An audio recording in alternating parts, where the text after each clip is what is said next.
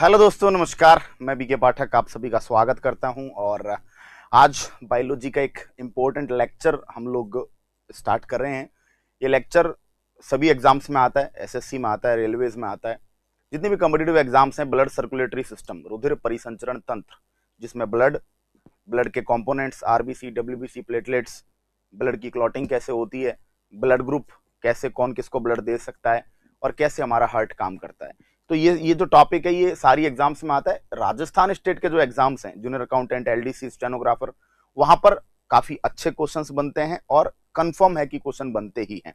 तो सभी एग्जाम्स में इंपॉर्टेंट है। दैट्स वाई हम लोग एक मैराथन सेशन के थ्रू कोशिश कर रहे हैं कि इस टॉपिक को बहुत अच्छे तरीके से समझें और सीखें।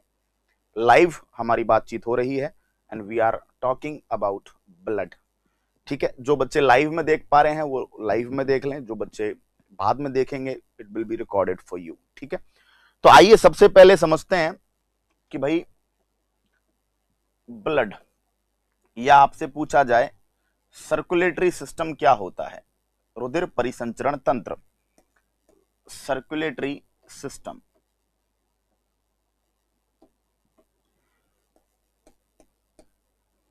और थोड़ा डार्क कर लेते हैं। सर्कुलेटरी सिस्टम, परिसंचरण तंत्र। सर्कुलेटरी सिस्टम की बात करेंगे, जब आप परिसंचरण तंत्र की बात करेंगे तो आप पाएंगे कि यह सर्कुलेटरी सिस्टम क्या होता है।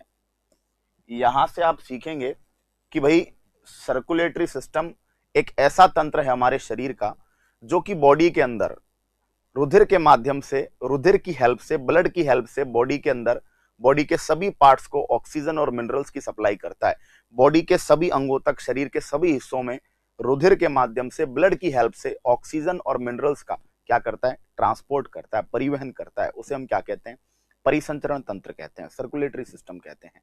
परि का मतलब होता है चारों ओर, संचरण का मतलब है ट्रांसपोर्टेशन। ठीक है, तो इसका मतलब बॉडी के चारों ओर, बॉडी में चारों तरफ, पूरी बॉडी में, इन द होल बॉडी, पूरे शरीर में ब्लड की हेल्प से, ब्लड के अलावा कुछ और फ्लूइड्स होते हैं, जैसे लिम्फ है, लसिका है, एक वो फ्लूइड भी है, तो वो भी कहीं ना कहीं सर्कुलेशन में हेल्प करता है। तो हम कह सकते हैं कि देखिए सिंपल सी बात है, हम जो खाते हैं, मान लीजिए आपकी बॉडी में, हम जो भी, हमारी बॉडी में जो मिनरल्स की जरूरत होती है वो बाई फूड, भोजन से हमें लेने होते हैं।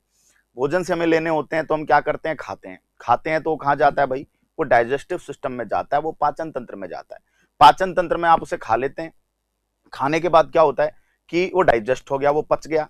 अब पचने के बाद समझो एक बात, पचने के बाद मान लीजिए आपने दूध पिया, दूध में कैल्शियम है, कैल्शियम चाहिए हड्डियों को, तो हड्डियों तक कैसे पहुंचेगा भाई, तो वो ब्लड में घुल जाएगा। ब्लड फिर घूमता है पूरी बॉडी में, तो जहां जहां जिस मिनरल की जितनी जितनी जरूरत होती है वहां वहां पहुंचा देता है। सिंपल सी बात है। इसके अलावा आप देखते हैं कि सांप ने आपको काट लिया हाथ में, पर मर आप पूरे जाते हो। आप सोचोगे कि यार हाथ में काटा, हाथ का कुछ हो जाता, मैं पूरे काय को मार दिया मुझे, लेकिन यार क्यों, क्योंकि आपके हाथ में काटा तो उसका जो जहर है वो आपके ब्लड में गया। ठीक है, वो धीरे धीरे पूरी बॉडी में फैल गया। इवन इवन जो जो आपके ज्यादातर जो सांप होते हैं उनका जो जहर होता है, वो जहर होता है न्यूरोटॉक्सिन। न्यूरोटॉक्सिन का मतलब वो एक तरीके से तंत्रिका विष होता है, यानी कि वो जो जहर है वो जाके सीधा असर कहां करता है, आपके दिमाग में। अब आप सोचिए, खाया आपको, यहाँ असर हो गया कहां पे, दिमाग में, मतलब दिमाग तक वो केमिकल पहुंचा है, कौन लेकर गया उसको, ब्लड। तो ब्लड अच्छी चीजों को ही नहीं, बुरी चीजों को भी, अगर आप कुछ बुरा खाएंगे, अगर आप कुछ जहरीला खाएंगे तो उसको भी पूरी बॉडी में सर्कुलेट करने का, ट्रांसपोर्ट करने का काम कौन करेगा सर, ब्लड करेगा। तो सर्कुलेटरी सिस्टम, परिसंचरण तंत्र का काम क्या है बताओ। परिसंचरण तंत्र का काम है बॉडी के अंदर ऑक्सीजन और मिनरल्स का ट्रांसपोर्ट, ऑक्सीजन और मिनरल्स का, ऑक्सीजन और खनिजों का परिवहन, ऑक्सीजन और मिनरल्स का ट्रांसपोर्ट करना इसका काम है। ठीक है, is it done, any problem, I think no problem. ठीक है, अब जब सर्कुलेटरी सिस्टम की बात करते हैं तो रुधिर परिसंचरण की खोज, ब्लड सर्कुलेशन को डिस्कवर किया, रुधिर परिसंचरण, ब्लड सर्कुलेशन को खोजा। रुधिर परिसंचरण की खोज किसने की, तो रुधिर परिसंचरण की खोज इन 1628, 1628 में विलियम हार्वे के द्वारा की गई। किसके द्वारा की गई, विलियम हार्वे। ठीक है, तो आपसे पूछा जाए ब्लड सर्कुलेशन को किसने डिस्कवर किया, कि भाई हमारी बॉडी में ब्लड की हेल्प से सर्कुलेशन होता है और उसमें ऑक्सीजन और मिनरल्स ट्रांसपोर्ट होते हैं पूरे ब्लड में। ये बात किसने बताई थी? विलियम हार्वे ने। अब हमारा जो ब्लड सर्कुलेटरी सिस्टम है उसमें 3 भाग पाए जाते हैं। पहला भाग तो हो गया ब्लड, जिसको आप कह रहे हैं रुधिर। दूसरा भाग हो गया आपके क्या? हार्ट, क्योंकि हार्ट क्या करता है? ब्लड को पंप करता है। भाई शरीर के प्रत्येक अंग तक, प्रत्येक कोशिका तक ब्लड को पहुंचाना है तो बहुत तेज प्रेशर चाहिए। वो प्रेशर कौन देता है? वो प्रेशर आपका देता है हार्ट। तो हार्ट क्या है? एक तरीके से बॉडी का पंप है। हार्ट एक तरीके से बॉडी का इंजन कहते हैं। ये क्या करता है? पंप करता है। अब जब पंप करता है तो बताओ, खेतों में पानी भेजना है तो छोटे छोटे पाइप होते हैं ना, उन पाइप्स के माध्यम से जाता है। तो यहाँ पे जो पाइपलाइन का काम करती है उन्हें बोला जाता है ब्लड वेसल्स, उन्हें बोला जाता है रुधिर वाहिनियां। ब्लड वेसल्स, रुधिर वाहिनियां, जो कि आपके 3 प्रकार की होती हैं। ब्लड वेसल्स, रुधिर वाहिनियां। रुधिर वाहिनियां कितने प्रकार की होती हैं? 3 प्रकार की होती हैं। 3 प्रकार की अगर हम बात करें तो कौन कौन होती हैं? आर्टरीज होती हैं, आर्टरीज को बोला जाता है धमनी। उसके बाद क्या होती है सर? उसके बाद शिरा होती है, शिरा को बोला जाता है वेन। शिरा को क्या बोला जाता है? वेन। और उसके बाद होती है केशिका, जिनको बोला जाता है कैपिलरी। तो 3 प्रकार की क्या होती हैं आपके? 3 प्रकार की रुधिर वाहिनियां होती हैं। इनको डिटेल में पढ़ेंगे, पूरा सर्कुलेशन हमें बहुत अच्छे से पढ़ना है, ठीक है। चलिएगा, अब रुधिर की स्टडी को हम पढ़ते हैं, रुधिर को हम पढ़ते हैं हीमेटोलॉजी में। Study of blood is called haematology. तो रुधिर का अध्ययन क्या कहलाता है? हीमेटोलॉजी कहलाता है। अगर हार्ट की स्टडी की बात करें तो हार्ट की स्टडी को अलग से बोला जाता है कार्डियोलॉजी। क्या बोला जाता है? कार्डियोलॉजी। तो हार्ट की स्टडी किसमें की जाती है? कार्डियोलॉजी में, है ना। ब्लड की स्टडी किसमें की जाती है? आपके हीमेटोलॉजी में। और पूरे सर्कुलेशन सिस्टम की जो स्टडी है, पूरे परिसंचरण तंत्र का जो अध्ययन है, उसे हम कहते हैं एंजियोलॉजी। उसे हम किस में पढ़ते हैं? एंजियोलॉजी में पढ़ते हैं। और एंजियोलॉजी के फादर का नाम, क्योंकि विलियम हार्वे ने डिस्कवर किया है, तो एंजियोलॉजी के फादर का नाम क्या है बताओ? विलियम हार्वे, ठीक है। तो फादर ऑफ एंजियोलॉजी किसे कहा जाता है? फादर ऑफ एंजियोलॉजी कहा जाता है बेटा विलियम हार्वे को, ठीक है। तो बहुत बेसिक बेसिक सी बातें हमने शुरुआत की कि ब्लड सर्कुलेटरी सिस्टम क्या करता है भाई। बॉडी में ऑक्सीजन और मिनरल, बॉडी में ऑक्सीजन और मिनरल्स का क्या करता है? ट्रांसपोर्ट करता है, ठीक है। साथ ही साथ हमने बात की कि डिस्कवर किसने किया, तो डिस्कवर किया विलियम हार्वे ने। देन आफ्टर हमने बात की, देन आफ्टर हमने पढ़ा कि भाई ब्लड जो होता है वो इसमें शामिल है, हार्ट इसमें शामिल है, साथ ही साथ इसमें क्या है बताइए? साथ ही साथ इसमें क्या है बताओ? इसमें जो है आपके ब्लड वेसल्स, रुधिर वाहिनियां शामिल हैं, ठीक है। ब्लड की स्टडी को हीमेटोलॉजी कह दिया, हार्ट की स्टडी को कार्डियोलॉजी कह दिया, ठीक है। और पूरे सर्कुलेटरी सिस्टम को क्या कह दिया बताइए? ठीक है, पूरे सर्कुलेटरी सिस्टम को कह दिया हमने एंजियोलॉजी। इसकी स्टडी एंजियोलॉजी कह दी। फादर ऑफ एंजियोलॉजी आपको बता चुका हूं। फादर ऑफ एंजियोलॉजी कौन है? Father of angiology is William Harvey, ठीक है। ये बात सबके समझ में आ गई होगी। अब बढ़ते हैं आगे, ठीक है। चलिएगा, अब दोस्तों जब आगे आप पढ़ेंगे तो आप पढ़ेंगे कि जो रुधिर परिसंचरण है, मैं पहले ह्यूमन पर बाद में आऊंगा, पहले समझाता हूं चीजें। जो ब्लड सर्कुलेशन है वो 2 टाइप का होता है। रुधिर परिसंचरण कितने टाइप का होता है सर? रुधिर परिसंचरण 2 प्रकार का होता है। 2 प्रकार का होता है। 2 प्रकार में एक प्रकार है open type of blood circulation. Open का मतलब खुला परिसंचरण तंत्र, ठीक है। और दूसरा जो होता है उसे बोलते हैं बंद परिसंचरण तंत्र, closed type of circulation system. तो खुला परिसंचरण तंत्र और बंद परिसंचरण तंत्र, ठीक है। खुला परिसंचरण क्या होता है? जिसमें ब्लड खुल्लम खुल्ला बहता है, यानी कि जैसा परिसंचरण तंत्र जिसमें रुधिर वाहिनियां नहीं होती, यानी ऐसा सर्कुलेशन जिसमें क्या नहीं है? ब्लड वेसल्स नहीं है। यानी कि ऐसे समझिए कि पाइप्स नहीं होते, पानी सीधा बहता है। जैसे खेतों में पानी को अगर डायरेक्ट सीधा बहा दे, कोई पाइपलाइन नहीं, तो वो क्या हो जाएगा? खुला। और जब बंद कहेंगे तो इसका मतलब क्या है कि उसमें रुधिर वाहिनियां क्या होंगी? उसमें रुधिर वाहिनियां उपस्थित होंगी, उसमें ब्लड वेसल्स पाए जाएंगे, रुधिर वाहिनियां, ब्लड वेसल्स उपस्थित होंगी। तो ब्लड वेसल्स के बेस पर 2 टाइप का ब्लड सर्कुलेशन सिस्टम हो गया, open type of blood circulation system और closed type of blood circulation system, ठीक है, क्लियर। अब ओपन टाइप का जो ब्लड सर्कुलेशन है, इनमें रुधिर इनमें रुधिर हीमोसील नाम की कैविटी में बहता है, यानी इनके अंदर छोटी छोटी कैविटीज होते हैं। हीमोसील कैविटी, कैविटी का मतलब है भाग, गुहा, छोटा सा स्पेस। तो इनके अंदर ब्लड किस में बहता है? हीमोसील नाम की कैविटी में बहता है। ठीक है, चलिएगा। अब बात करी जाती है एग्जाम्पल्स की। तो एग्जाम्पल्स में मैं आपको कुछ सिखाने जा रहा हूं, बहुत बढ़िया सा। एग्जाम्पल्स में सबसे पहला है ऑर्थ्रोपोडा फाइलम। जंतुओं के जब वर्गीकरण को आप पढ़ोगे तो यहां पर आप पढ़ेंगे ऑर्थ्रोपोडा। ऑर्थ्रोपोडा जो संघ है, ऑर्थ्रोपोडा जो फाइलम है, वो जंतुओं का लार्जेस्ट फाइलम है, यानी सबसे ज्यादा जंतु प्रजातियां किसमें आती हैं? ऑर्थ्रोपोडा में आती है। जंतुओं का सबसे बड़ा संघ कौन सा है? ऑर्थ्रोपोडा। और ऑर्थ्रोपोडा में कौन आते हैं? ऑर्थ्रोपोडा में आते हैं कीट आते हैं, ठीक है, कॉकरोच वगैरह आपके ऑर्थ्रोपोडा में आता है। कीट आता है, कॉकरोच आता है, मकड़ी है, स्पाइडर, बिच्छू है, स्कॉर्पियन, ठीक है, केकड़ा है जिसको आप बोलते हो क्रैब, क्रैब, स्कॉर्पियन, स्पाइडर, ठीक है, ये सब किस में आ गए? ऑर्थ्रोपोडा में। And second one Mollusca. Mollusca जो है, मोलस्का जो संघ है वो जंतुओं का सेकंड लार्जेस्ट फाइलम है। जंतुओं का दूसरा सबसे बड़ा संघ है मोलस्का, ठीक है। और मोलस्का में कौन आता है? मोलस्का में आते हैं आपके घोंगा वगैरह आते हैं, ठीक है, क्लियर। अब इसमें याद रखना एक्सेप्शन, अपवाद, एक्सेप्शन, अपवाद। तो अपवाद में पढ़ना है सीपी, ऑक्टोपस, इनमें सीपी ऑक्टोपस में बंद परिसंचरण होता है, यानी मोलस्का संघ के सभी प्राणियों में open type of blood circulation system है, लेकिन सीपी और ऑक्टोपस में क्लोज्ड टाइप है, ठीक है। तो इसको देख लेना, क्लियर, और नोट्स में भी इसको अच्छे से ऐड कर लेना। तो जंतुओं में दो ग्रुप हैं, ऑर्थ्रोपोडा, मोलस्का, संसार के सबसे बड़े एनिमल फाइलम से दोनों। इन दोनों में ही ओपन टाइप का ब्लड सर्कुलेशन है, खुला परिसंचरण है, लेकिन खुले में मोलस्का के अंदर एग्जाम्पल में सीपी और जो सीपी और ऑक्टोपस है, इसके अंदर बताइएगा close type of circulation system है, बंद प्रकार का है। अब मैं बंद के एग्जाम्पल्स बताता हूं आपको। तो बंद में एनालिडा, एनालिडा ग्रुप, एनालिडा का मतलब क्या हो गया? एनालिडा में आता है नेरीज, एनालिडा में आता है जोंक जिसको बोलते हैं लीच, खून चूसती है, लीच।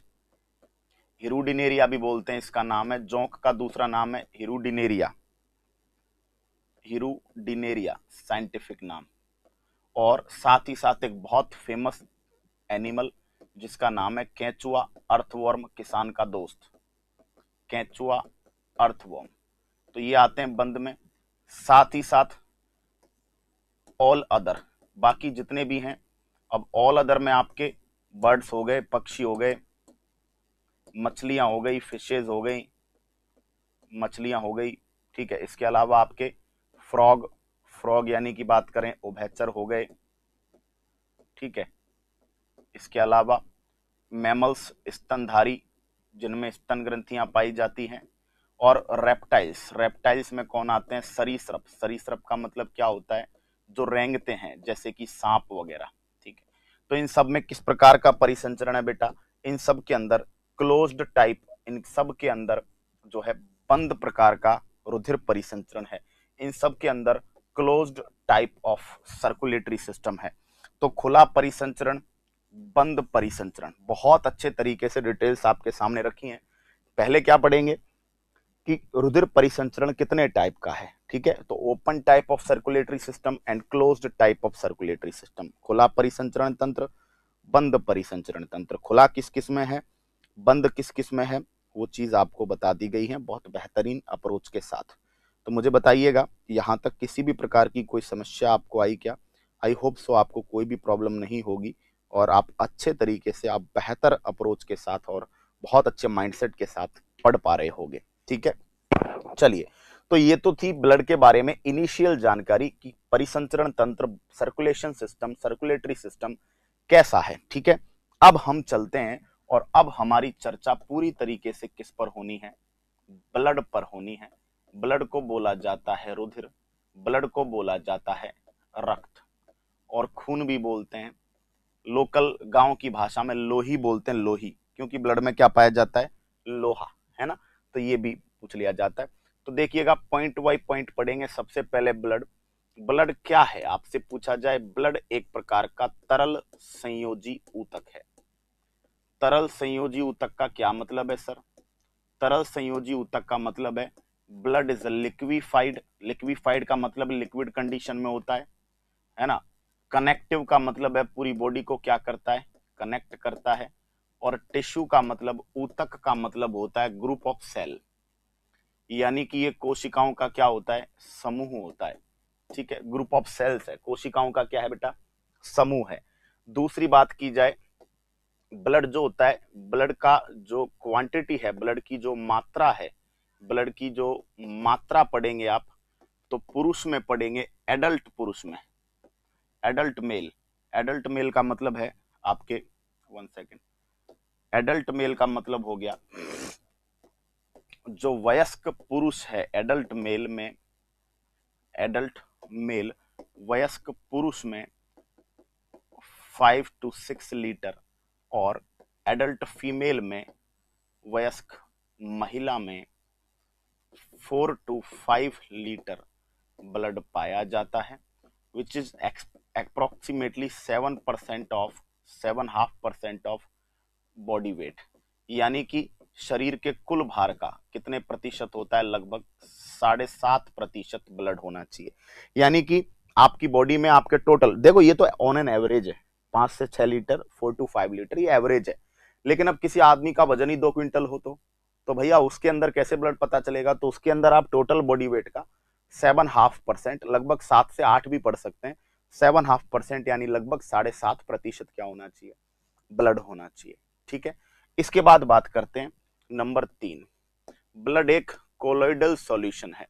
ब्लड एक प्रकार का कोलाइडी विलयन है, रुधिर एक प्रकार का कोलोइडल सॉल्यूशन है, और कोलाइडी विलयन केमिस्ट्री में आप पढ़ते हैं, रुधिर एक प्रकार का कोलाइडी विलयन है, और कोलाइडी विलयन वो विलयन होता है जिसमें कणों का आकार, जिसमें पार्टिकल्स का साइज, जिसमें कणों का आकार 1 नैनोमीटर से 1000 नैनोमीटर के बीच होता है। तो ऐसे पार्टिकल्स या ऐसे सॉल्यूशंस जिनमें पार्टिकल्स का साइज 1 नैनोमीटर से 1000 नैनोमीटर है, क्या कहलाएंगे सर, कोलाइडी विलयन। ठीक है, नंबर 4 पर हम पढ़ेंगे, रुधिर एक एल्कलाइन सॉल्यूशन है, रुधिर एक एल्कलाइन सॉल्यूशन है, यानी रुधिर जो होता है एक क्षारीय विलयन है, क्षारीय विलयन। क्षारीय विलयन का मतलब क्या है, पीएच वैल्यू जो ब्लड की है वो 7.4 अराउंड है। 7.4 का मतलब है दुर्बल क्षारीय, थोड़ा सा एल्कलाइन, स्लाइटली एल्कलाइन। और क्षार जो होते हैं उनकी पहचान कैसे करते हैं, वो रेड लिटमस को, वो लाल लिटमस को कन्वर्ट कर देते हैं, लाल लिटमस को क्या कर देते हैं, ब्लू, ठीक है, नीला, लाल लिटमस को क्या कर देगा, नीला कर देगा। तो ये ब्लड का आइडेंटिफिकेशन यहां से भी हो जाएगा, लाल लिटमस को नीला। नेक्स्ट बात करेंगे ब्लड के बारे में, तो blood is a buffer solution, blood एक प्रकार का बफर विलियन है, ब्लड एक प्रकार का क्या है भाई, बफर विलियन। बफर विलियन क्या होता है, बफर विलियन ऐसा सॉल्यूशन होता है जिसके पीएच मान में चेंज लाना आसान नहीं है, जिसके पीएच मान में चेंज करना, जिसके पीएच मान में चेंज करना मुश्किल है, जिसके पीएच में आसानी से परिवर्तन ना हो, जिसके पीएच में आसानी से चेंज ना हो सके। ठीक है, कहते हैं कि अगर ब्लड के पीएच में 0.2 का चेंज हो जाए, 0.2 का चेंज जानलेवा है। ब्लड के पीएच में अगर 0.2 का भी क्या हो जाए, चेंज हो जाए, तो ये कहा गया है कि भाई जैसे 7.4 आप पढ़ रहे हैं, 7.2 या 7.6 हो जाए, ठीक है, तो ब्लड के पीएच में चेंज करना क्या हो सकता है, लेथल हो सकता है, जानलेवा हो सकता है। 0.2 का परिवर्तन क्या हो सकता है, जानलेवा। ठीक है, नेक्स्ट आपसे पूछा जाए कि ब्लड की उत्पत्ति कहाँ से होती है, ब्लड का ओरिजिन कहाँ से होता है। तो ब्लड की उत्पत्ति जो है हमारी बॉडी में, जो ओरिजिन है ब्लड की, वो आपके होती है मीजोडर्म से। जब बच्चा माँ के पेट में पलता है तो सबसे पहले उसके भ्रूण के चारों तरफ 3 लेयर बनती है ना, ये एंडोडर्म, ये मीजोडर्म, ये एक्टोडर्म। ठीक है, तो जो सबसे बाहर है वो एक्टोडर्म है, उसके बाद मीजोडर्म है, उसके बाद एंडोडर्म है। ठीक है, तो एक्टोडर्म को बोलते हैं बाह्य जनन स्तर, मीजोडर्म को बोलते हैं मध्य जनन स्तर, और एंडोडर्म को बोलते हैं आंतरिक जनन स्तर। ये तीनों को काम सौंपे जाते हैं कि भाई आगे फ्यूचर में आप इन ऑर्गन्स को बनाओगे। तो मीजोडर्म का काम है हड्डियां बनाना, बोन्स बनाना। मीजोडर्म का ही काम क्या है, आपके ब्लड बनाना। मीजोडर्म का ही काम है आपके हार्ट बनाना। ठीक है, तो ये सारा काम किसका, मीजोडर्म का। तो मीजोडर्म को क्या बोला जाता है, मीजोडर्म को बोला जाता है मध्य जनन स्तर। क्या बोलते हैं, मध्य जनन स्तर, मध्य जनन स्तर, मिडिल रिप्रोडक्टिव लेयर। ठीक है, उसके बाद आपसे पूछा जाए नंबर 7 पर कि ब्लड की उत्पत्ति तो हो गई, ब्लड का निर्माण स्थल, हमारी बॉडी में ब्लड का निर्माण स्थल, फॉर्मेशन साइट क्या है, ब्लड का प्रोडक्शन साइट क्या है। तो याद रखिएगा बोन मैरो। ब्लड का मैक्सिमम हिस्सा कहाँ पे बनता है, बोन मैरो में बनता है। और बोन मैरो क्या होता है, अस्थि मज्जा। हड्डियों के बीच में एक विसरल, एक खोखला स्पेस होता है। हड्डियों के बीच में एक खोखला स्पेस होता है, उसको हम क्या कहते हैं, बोन मैरो, अस्थि मज्जा कहते हैं। और अस्थि मज्जा में किसका निर्माण होता है बच्चों, अस्थि मज्जा में ब्लड का निर्माण होता है। तो ब्लड के बारे में बेसिक बेसिक जानकारियां अभी हम लोगों ने ली हैं कि भाई ब्लड जो है ये क्या कर रहा है। ब्लड जो है आपका ब्लड के बारे में बात की है, तरल संयोजी ऊतक है, लिक्विफाइड कनेक्टिव टिश्यू है। क्वांटिटी मेल में 5 से 6 लीटर, फीमेल में 4 से 5 लीटर होती है। ठीक है, कोलोइडल सॉल्यूशन है। कोलोइडल सॉल्यूशन क्या होता है वो बता चुका हूँ। क्षारीय विलयन है, पीएच वैल्यू 7.4 है।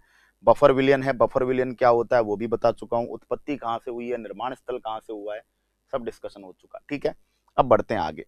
अब आपसे पूछेंगे, पॉइंट कौन सा था हमारा, पॉइंट नंबर 8। आपसे पूछा जाए कि ब्लड का काम क्या है। तो ब्लड का कार्य, फंक्शन ऑफ ब्लड। तो ब्लड का कार्य सबसे पहला क्या है, ऑक्सीजन व खनिजों का परिवहन। ऑक्सीजन व खनिजों का परिवहन। साथ ही साथ मैं अगर बात करूं तो ब्लड इनडायरेक्टली टेम्परेचर को भी मेंटेन करता है। शरीर के तापमान को मेंटेन करने का काम किसका है बताओ, ये भी ब्लड का है। ठीक है, क्लियर।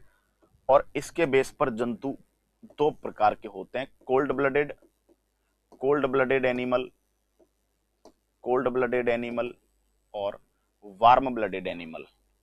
कोल्ड ब्लडेड का मतलब क्या होता है, शीत रुधिर वाले, और वार्म ब्लडेड का मतलब है गर्म रुधिर वाले। गर्म रुधिर वाले जंतु, गर्म रुधिर वाले का मतलब है मौसम ठंडा होने पर इनका टेम्परेचर गिरता नहीं है ना, मेंटेन रहता है। कोल्ड ब्लडेड में क्या होता है कि जैसे ही बाहर के वातावरण का तापमान घटेगा इनके ब्लड का टेम्परेचर घटने लग जाता है, शीत रुधिर वाले। ठीक है, तो इनको एक एक नाम और देते हैं। ये जो कोल्ड ब्लडेड है इनका टेम्परेचर क्या हो जाता है, इनका टेम्परेचर कांस्टेंट नहीं रहता, इनका टेम्परेचर नियत नहीं रहता। और नियत नहीं रहता तो इन्हें असमतापी बोलते हैं, असमतापी। इनको बोला जाता है पोइकिलोथर्मिक। जबकि जो आपके वार्म ब्लडेड होते हैं इनका क्या रहता है टेम्परेचर, इंटरनल टेम्परेचर, आंतरिक तापमान कांस्टेंट रहता है। जैसे आपने पढ़ा होगा कि मानव शरीर का आंतरिक तापमान 37 डिग्री सेंटीग्रेड फिक्स है ना। तो इंटरनल टेम्परेचर इनका क्या रहता है, कांस्टेंट रहता है, कांस्टेंट रहता है। तो इनको बोला जाता है समतापी। समतापी को बोला जाता है होमियोथर्मिक। ठीक है, आपसे पूछ ले असमतापी के, समतापी के एग्जाम्पल कौन है, तो समतापी के एग्जाम्पल 2 ग्रुप हैं, पक्षी व स्तनधारी, birds and mammals, birds and mammals. तो जो बर्ड्स होते हैं वो क्या होते हैं, समतापी होते हैं। और मैमल्स यानी कि जो स्तनधारी होता है वो भी क्या होता है, समतापी होता है। इसके अलावा अन्य जितने भी है ऑल अदर, वो क्या है बताओ, असमतापी है। असमतापी का मतलब क्या हो गया कि वो टेम्परेचर समान नहीं रख पा रहे। ऑल अदर में कौन आ गया, मछली आ गई है ना, ऑल में क्या आ गए आपके रेप्टाइल, सांप वगैरह आ गए। ठीक है, उभयचर एम्फीबियन जिनको आप उभयचर कहते हो, उभयचर आ गए। ठीक है, तो देख सकते हैं, इनको अच्छे से समझ सकते हैं। 1 सेकेंड। मछली, सरीसृप, उभयचर, इसके अलावा जितने भी अकशेरुकी हैं जिनमें रीढ़ की हड्डी नहीं होती है ना, वो भी, तो कीट वगैरह, कॉकरोच वगैरह जो भी है, वो सारे के सारे क्या हो गए, वो आपके, है ना। तो ये कैटेगराइजेशन कर दिया है बहुत अच्छे से। एक एक जानकारी आपके एग्जाम पॉइंट ऑफ व्यू से बहुत इंपॉर्टेंट है, कुछ भी हम छोड़ नहीं रहे हैं, है ना। चलिएगा, बात समझ में आ रही है यहाँ तक? कोई इश्यू, कोई प्रॉब्लम? मैं जहां तक मानता हूं कोई प्रॉब्लम नहीं होगी। ठीक है बच्चों, चलते हैं। अब पॉइंट नंबर 9 पढ़ते हैं। इंपॉर्टेंट है ब्लड का रंग। आपने पढ़ा होगा कि साहब ब्लड का रंग कैसा होता है, लाल होता है। ब्लड का रंग कैसा, लाल, रेड। ठीक है, कारण आपने पढ़ा होगा, कारण क्या है बताओ, haemoglobin. Haemoglobin, haemoglobin HB. HB, haemoglobin के बारे में बता दूं, हीमोग्लोबिन स्वयं जो होता है ना, वो बैंगनी होता है। Haemoglobin itself is purple. स्वयं कैसा होता है, बैंगनी होता है, पर्पल होता है। अब आप कहेंगे कि सर जो खुद बैंगनी होता है वो ब्लड को लाल कैसे बना रहा है? चलो कोई नहीं, उसको तो देख लेंगे, है ना। थोड़ा शांति रखिए। हीमोग्लोबिन, आपसे पूछ ले हीमोग्लोबिन क्या है, तो हीमोग्लोबिन एक कॉम्प्लेक्स प्रोटीन है, एक जटिल प्रोटीन है। जटिल प्रोटीन है जिसके दो भाग हैं। एक तो होता है हीम या हीमेटिन, हीम या हीमेटिन, और दूसरा भाग है उसका नाम है ग्लोबिन। जो हीम या हीमेटिन भाग है उसको, उसका काम है, वो है वर्णक। वर्णक का मतलब पिगमेंट, और पिगमेंट क्या करेगा, कलर देगा। ठीक है, तो हीम या हीमेटिन भाग क्या देता है, कलर देता है। और इसमें क्या पाया जाता है, लोहा। ठीक है, Fe+2, लोहा Fe+2 अवस्था में पाया जाता है, जिसे फेरस कहते हैं। ठीक है, तो ये भी आप जान लीजिएगा कि भाई हीमोग्लोबिन के अंदर जो हीम वाला भाग है उसमें लोहा पाया जाता है, फेरस पाया जाता है। और जो ग्लोबिन है वो क्या, यहाँ पे प्रोटीन है। तो आपसे पूछ ले हीमोग्लोबिन में भी कौन सी प्रोटीन पाई जाती है, तो आप क्या बोलेंगे, आप बोलेंगे ग्लोबिन प्रोटीन। इसके अलावा जो हीमोग्लोबिन है उसको हमारा श्वसन वर्णक कहते हैं, रेस्पिरेटरी पिगमेंट। क्यों? क्योंकि जब हम सांस लेंगे ना तो ऑक्सीजन का परिवहन यही करेगा हीमोग्लोबिन, हमारा श्वसन वर्णक। ठीक है, साथ ही साथ कलर भी दे रहा है बॉडी को, तो वर्णक कह दिया। श्वसन में हेल्प कर रहा है इसलिए बोला रेस्पिरेटरी पिगमेंट। तो आपसे कोई पूछ ले श्वसन वर्णक का नाम क्या है, तो आप क्या बोलेंगे, हीमोग्लोबिन। ठीक, तो भैया अभी की स्लाइड पे दो चीजें पढ़ी हैं। ब्लड का काम ऑक्सीजन और मिनरल्स का परिवहन, टेम्परेचर को मेंटेन करना, है ना। जिन जंतुओं में ब्लड का टेम्परेचर, इंटरनल टेम्परेचर कांस्टेंट बना रहता है उनको हम समतापी कहते हैं। और जिनमें ब्लड का इंटरनल बॉडी का टेम्परेचर जो है वो मेंटेन नहीं रहता उनको हम क्या बोलते हैं, असमतापी। Cold blooded, warm blooded animal पूछा जा सकता है। इसके बाद बात करी कि ब्लड का रेड कलर किसके कारण है, हीमोग्लोबिन के कारण है। हीमोग्लोबिन जो होता है वो क्या करता है, वो आपका श्वसन वर्णक का काम करता है, ऑक्सीजन का परिवहन करता है, साथ ही साथ आपकी बॉडी को कलर देता है। अब थोड़ा आगे चर्चा को और एडवांस बनाते हैं और समझते हैं कि ये कैसे हमारी बॉडी को कलर दे रहा है। देखिएगा, देखो, सुनना मेरी बात। अगर ये हीमोग्लोबिन ऑक्सीजन से मिल गया तो कंपाउंड बनेगा ऑक्सी हीमोग्लोबिन। ऑक्सी हीमोग्लोबिन जो कंपाउंड होता है, सुनना बहुत ध्यान से, ऑक्सी हीमोग्लोबिन जो कंपाउंड होता है वो रेड कलर का होता है। वो प्योर ब्लड, वो शुद्ध रुधिर कहलाता है। उसको ऑक्सीजनेटेड या ऑक्सीजनित रुधिर कहते हैं, ऑक्सीजनित रुधिर कहते हैं। और वो आपकी बॉडी में धमनियों में बहेगा, आर्टरीज में बहेगा। ये सारी बातें बहुत कनेक्टेड हैं। आर्टरीज का मतलब धमनियों में बहेगा। तो इस ध्यान रखना कि ब्लड का कलर जो लाल होता है वो जो होता है वो किसके कारण है, ऑक्सीमोग्लोबिन के कारण है, हीमोग्लोबिन के कारण नहीं। ऑक्सीमोग्लोबिन कब, जब हीमोग्लोबिन से क्या जुड़ी है, ऑक्सीजन। ठीक है, अगर बाय द वे हीमोग्लोबिन से कार्बन मोनोऑक्साइड या कार्बन डाइऑक्साइड जुड़ गया तो वहां पे कार्बोक्सी हीमोग्लोबिन नाम का कंपाउंड बनता है। कार्बोक्सी हीमोग्लोबिन या कार्ब मोनो हीमोग्लोबिन, ये कार्बन मोनोऑक्साइड है ना, इससे कार्ब मोनो हीमोग्लोबिन बन जाता है। कार्बोक्सी हीमोग्लोबिन कंपाउंड जो होता है ये क्या कलर देता है, ये ब्लैक या डार्क ब्लू, ये काला या गहरा नीला कलर देता है।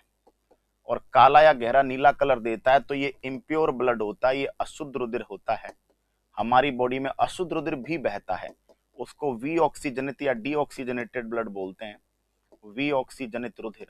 और ये वी ऑक्सीजनित रुधिर कहाँ बहता है? शिराओं में बहता है, आर्टरीज में। सॉरी, ये आपका कहाँ पे बहता है? वेन्स।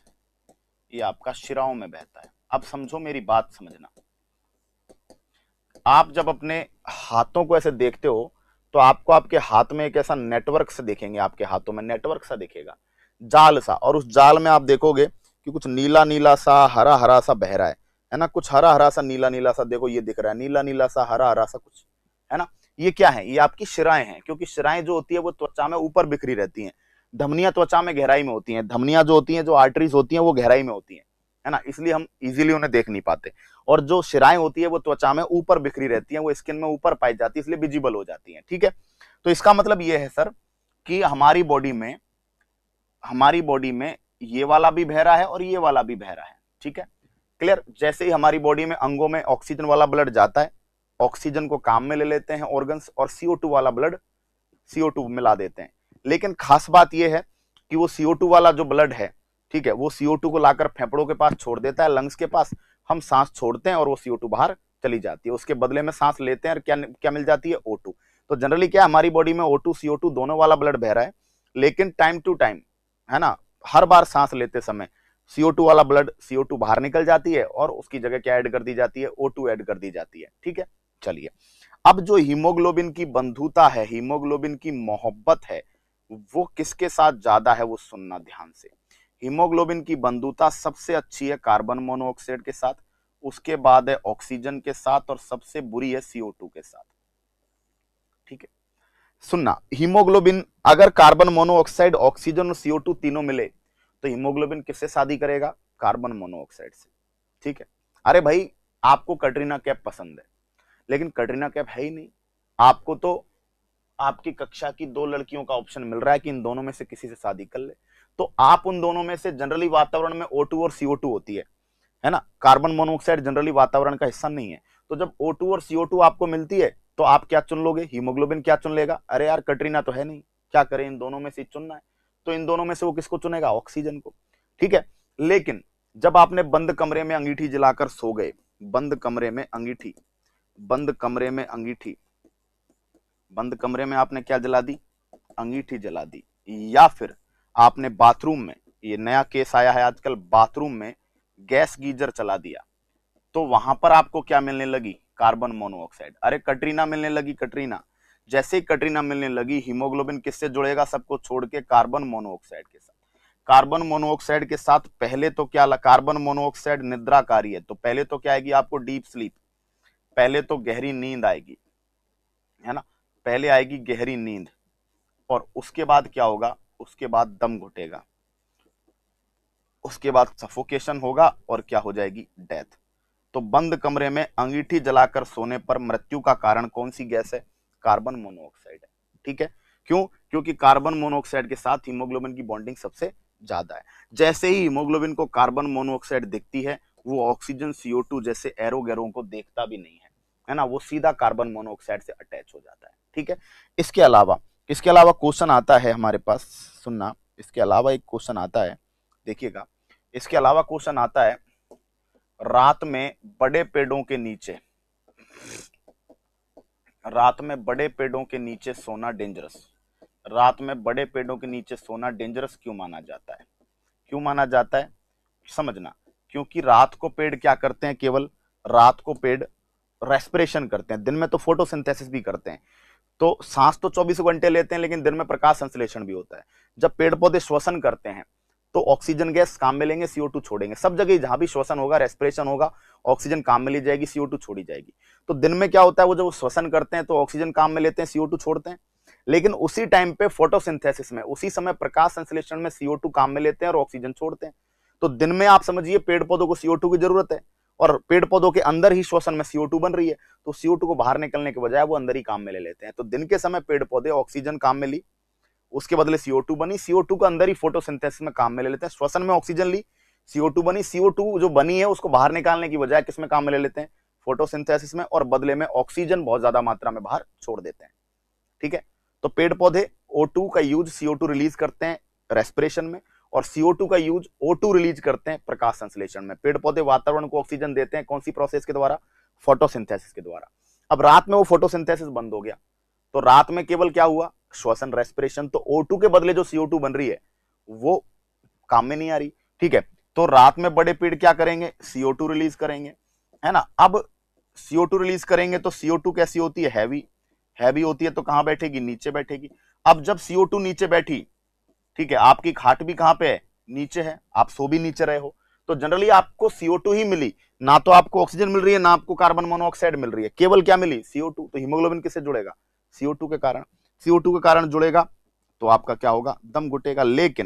दम घुटेगा, लेकिन यहां पे पता चल जाएगा आपको क्यों? क्योंकि CO2 आपको गहरी नींद नहीं देती, CO2 आपको गहरी नींद में नहीं ले जाती। ठीक है, क्लियर? चलिए, अच्छा, ये जुड़ेगा तो क्या बना लेगा? कार्ब मोनोहीमोग्लोबिन। कार्ब मोनोहीमोग्लोबिन। कभी कभी कार्ब मोनोहीमोग्लोबिन आ जाता है, कभी कभी कार्बन मोनोऑक्साइड, कार्बन डाइऑक्साइड दोनों के लिए ही क्या दे देते हैं? कार्बोक्सीमोग्लोबिन वर्ड दे देते हैं। ठीक है, तो रात में बड़े पेड़ों के नीचे सोना डेंजरस है, वहां दम घुटता है CO2 के कारण, जबकि बंद कमरे में अंगीठी जलाकर सोने पर जो दिक्कत आती है वो किसके कारण आती है बताइए? वो आपके आती है बच्चों कार्बन मोनोऑक्साइड के कारण। ठीक है बच्चों, यहां तक ठीक है? कोई इश्यू, कोई प्रॉब्लम मुझे बताइएगा, मुझे बताइएगा कहीं होकर कोई इशू।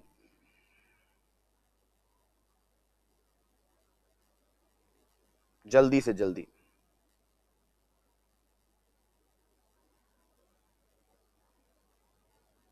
चलें आगे बात करें। ठीक, अब हम बात करेंगे बच्चों हीमोग्लोबिन की मात्रा कितनी होनी चाहिए।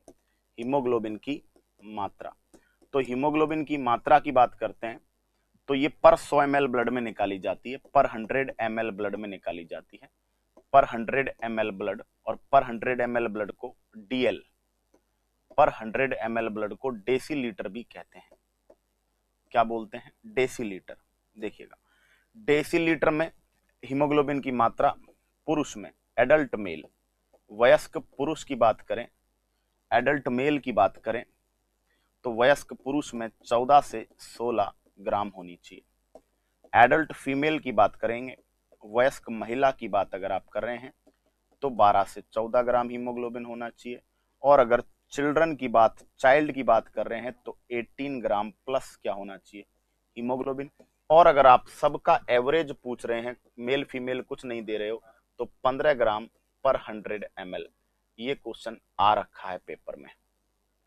ठीक है, ये क्वेश्चन पेपर में पूछा गया है हीमोग्लोबिन की मात्रा का। ठीक है, समझ गए बात को? तो ये बहुत बेसिक सी बात अभी तक हम लोगों ने ब्लड को लेकर की है। अच्छे क्वेश्चंस बनते हैं, बढ़िया टॉपिक है, इंटरेस्टिंग टॉपिक है। आगे आगे पढ़ते पढ़ते आपको और मजा आएगा, और बहुत मजा आएगा। ठीक है, मुझे बताइएगा कहीं होकर कोई इशू।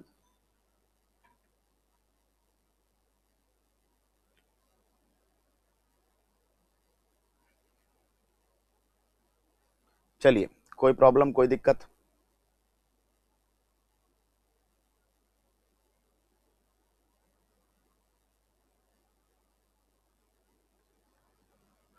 ठीक, आगे बात करते हैं, बढ़ाते हैं।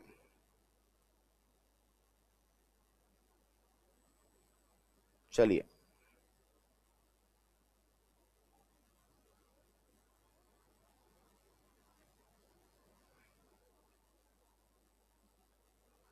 आगे बात करते हैं।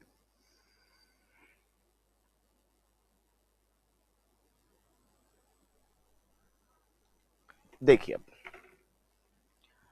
नेक्स्ट हम बात करेंगे ब्लड के अंदर कंपोनेंट्स क्या क्या हैं। तो ब्लड के अंदर दो भाग हैं। ब्लड का पहला भाग है प्लाज्मा, और ब्लड का दूसरा भाग है ब्लड कॉर्पसल्स। इनको बोला जाता है रुधिर कणिकाएं। रुधिर कणिकाएं आपके तीन प्रकार की होती हैं। रुधिर कणिकाएं आपके तीन प्रकार की होती हैं, RBC, WBC और प्लेटलेट्स। ठीक है, जब हम प्लाज्मा की बात करते हैं तो प्लाज्मा अबाउट 55% या 50 से 60% कह सकते हो, और जब रुधिर कणिकाओं की बात की जाती है तो इट इज अबाउट 45% पाया जा रहा है। ठीक है, प्लाज्मा के बारे में बात करते हैं। What is plasma? एक हल्का पीला, लाइट येलो, हल्का पीला गाढ़ा क्षारीय द्रव, यानी कि प्लाज्मा के कारण ही ब्लड क्या होता है? क्षारीय होता है। हल्का पीला गाढ़ा क्षारीय द्रव। प्लाज्मा में 90 to 92% क्या होता है? वाटर होता है। 8 to 10% में क्या होते हैं? 8 to 10% में मिनरल्स होते हैं। ठीक है, मिनरल्स के अलावा प्रोटीन्स होती हैं, साल्ट्स होते हैं, लवण होते हैं। मिनरल्स की बात करें तो देखिए प्लाज्मा के अंदर आयरन भी आपको मिलेगा, कैल्शियम भी आपको मिलेगा, ठीक है, आयोडीन भी आपको मिलेगा प्लाज्मा में। ठीक है, क्लियर? मिनरल्स में आयोडीन, आयरन मिलेगा, कैल्शियम मिलेगा, आयोडीन मिलेगा, साथ में आपको क्या मिलेंगे? साथ में आपको सोडियम मिलेगा, है ना, मैग्नीशियम मिलेगा, पोटेशियम मिलेगा। ठीक है, तो ये लगभग बहुत सारे मेटल्स हैं जो आपकी मिनरल्स पाए जाते हैं। साल्ट्स की बात करें, लवणों की बात करें, तो लवणों में NaCl कुछ मात्रा में मिलता है। ठीक है, NaHCO3 सोडियम बाइकार्बोनेट ये पाया जाता है, और ये ब्लड की क्षारीयता का कारण है। ये क्षार होता है तो ये ब्लड की क्षारीयता का कारण है। ठीक है, और ये क्या होता है? ये इनऑर्गेनिक साल्ट है, ये अकार्बनिक लवण है। इनऑर्गेनिक का मतलब है अकार्बनिक, इनमें क्या नहीं है? कार्बन नहीं है। तो ब्लड की क्षारीयता का कारण क्या है? अकार्बनिक लवण। ठीक है, साथ में इस 8 से 10% में ग्लूकोज भी पाया जा रहा है। यूरिया भी प्लाज्मा के माध्यम से बहता है। ठीक है, तो इसका मतलब है इस प्लाज्मा वाले भाग में मिनरल्स भी हैं, साल्ट्स भी हैं। ठीक है, साथ में क्या है बताओ? साथ में आपके प्रोटीन्स ही है। इसके अलावा बहुत सारे कंपाउंड्स भी है। तो ग्लूकोज जो ब्लड शुगर है वो पाई जा रही है। ठीक है, लीवर में जो यूरिया बन रहा है वो भी ट्रांसपोर्ट किसके द्वारा होगा? प्लाज्मा के द्वारा। प्रोटीन, प्रोटीनों में आइए, तो प्रोटीनों में सबसे पहला फाइब्रिनोजन और प्रोथ्रोम्बिन प्रोटीन। फाइब्रिनोजन और प्रोथ्रोम्बिन, फाइब्रिनोजन और प्रोथ्रोम्बिन प्रोटीन ये क्या करती हैं? स्कंदक हैं। ये स्कंदक का मतलब कोएगुलेंट, कोएगुलेंट का मतलब रुधिर का थक्का जमाती हैं, थक्का जमाने वाली प्रोटीन, थक्का जमाने वाली प्रोटीन। ठीक है, इसके बाद हिपेरिन, हिपेरिन, हिपेरिन जो है ये एंटी कोएगुलेंट है। चोट लगे तो थक्का जमना चाहिए, लेकिन चोट नहीं लगे तो थक्का नहीं भी जमना चाहिए। तो एक प्रोटीन प्रतिस्कंदक भी है। प्रतिस्कंदक का मतलब थक्का जमने से रोकने वाली, थक्का जमने से रोकने वाली। तो ये क्या करती है? जब बॉडी में चोट नहीं लगी हो तो बॉडी के अंदर क्लॉट बनने से रोकती है। काम की बात यह है, फाइब्रिनोजन, प्रोथ्रोम्बिन, हिपेरिन तीनों ही लीवर से मुक्त होती हैं, तीनों ही लीवर से जनरेट होती है। तीसरी प्रोटीन का नाम है एल्बुमिन। एल्बुमिन, एल्बुमिन मैक्सिमम पाई जाने वाली प्रोटीन है। ये खनिजों का संतुलन करती है, बॉडी में मिनरल्स का बैलेंस करती है, साथ ही साथ परासरण नियंत्रण, बॉडी में जो लिक्विड की गति है उसको परासरण कहते हैं। ठीक है, और परासरण नियंत्रण यानी कि ऑस्मो रेगुलेशन का काम किसका है? एल्बुमिन का है। ठीक है, मोटा पतला आदमी को एल्बुमिन ही करता है। आप खा कितना भी रहे हो, लेकिन अगर एल्बुमिन पर्याप्त मात्रा में नहीं है तो आपकी बॉडी के अंदर जो ट्रांसपोर्ट है, आपकी बॉडी के अंदर जो परिवहन है मिनरल्स का, वो डिस्टर्ब हो जाएगा। और चौथी जो प्रोटीन है उसका नाम है ग्लोब्यूलिन। ग्लोब्यूलिन ये क्या करती है?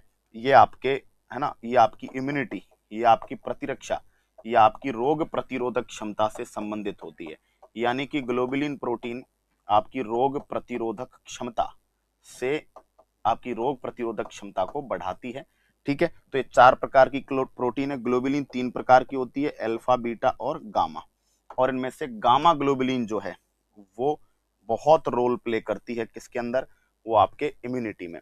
तो आप कहेंगे प्लाज्मा बच्चों, प्लाज्मा के अंदर सिंपली बात करी जाए, प्लाज्मा एक हल्का पीला गाढ़ा सा क्षारीय द्रव है जिसके अंदर 90 to 92%, 90 से 92% जल है। रेस्ट में प्रोटीन्स हैं, मिनरल्स है, साल्ट्स हैं, है ना, ग्लूकोज, यूरिया वगैरह। ठीक है। अगर आपसे पूछा जाए प्लाज्मा, किधर गया भाई ये, हाँ, अगर आपसे कह दे कोई प्लाज्मा माइनस, प्लाज्मा में से क्लॉटिंग प्रोटीन, थक्का जमाने वाली प्रोटीन्स को हटा दिया जाए, प्लाज्मा में से थक्का जमाने वाली प्रोटीन्स को हटा दिया जाए, प्लाज्मा में से किसको हटा दिया जाए, क्लॉटिंग प्रोटीन्स को हटा दिया जाए, तो जो रेस्ट भाग है, जो शेष भाग है, जो शेष भाग है, इस शेष भाग को ब्लड सीरम कहते हैं। क्या बोलते हैं? Blood serum. आपसे कोई कह दे ब्लड सीरम क्या होता है, तो प्लाज्मा में से क्लॉटिंग प्रोटीन हटा दीजिए, प्लाज्मा में से फाइब्रिनोजन प्रोथ्रोम्बिन हटा दीजिए। तो प्लाज्मा में से अगर आप क्लॉटिंग प्रोटीन हटा देंगे, तो प्लाज्मा में से क्लॉटिंग प्रोटीन हटा देंगे तो क्या बचेगा भाई, प्लाज्मा में से क्लॉटिंग प्रोटीन हटा दी तो आपके बच गया क्या, आपके जो शेष भाग बचेगा उसको आप क्या बोलेंगे, उसको आप बोलेंगे भाई, उसको आप क्या कह देंगे, उसको आप ब्लड सीरम कह देंगे। ठीक है, बात यहां तक हुई हमारी, चलें आगे। डन। तो ये हमारा था क्या, प्लाज्मा के बारे में, और आपके साथ ही साथ ब्लड के कॉम्पोजिशन के बारे में पूरा का पूरा एक चार्ट। ठीक है, पढ़िएगा, मस्त तरीके से पढ़िएगा। जब इसकी पैनल पीडीएफ आपको मिलेंगी, you will find that it is the best ever content on YouTube and online offline classes for blood and circulatory system.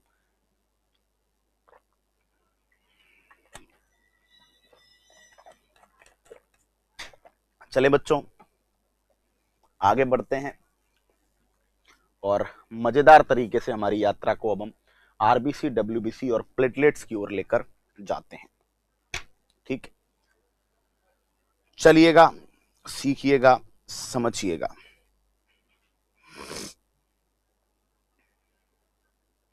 देखते हैं अब हम पढ़ेंगे आरबीसी के बारे में। तो आरबीसी, डब्ल्यूबीसी, प्लेटलेट्स, ठीक है, ये पढ़ना भी हमें।